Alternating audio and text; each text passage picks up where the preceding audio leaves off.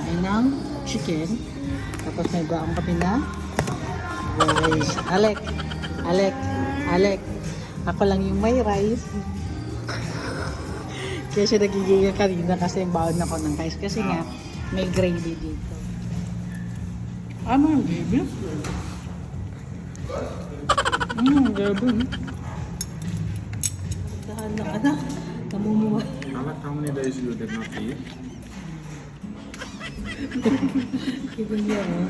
Grabe. Alam mo, hindi ko lang na-videohan yung subo niya, nilagyan niya ng rice yung kutsara niya, dalawang sunod na subo.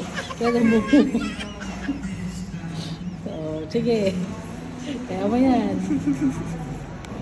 Okay. Dito, wala silang pakialam kung ano niya nakain namin. Pero may tubig na isa, siguro baka may sarili kaming Tupperware. Kasi nga may baong kaming rice.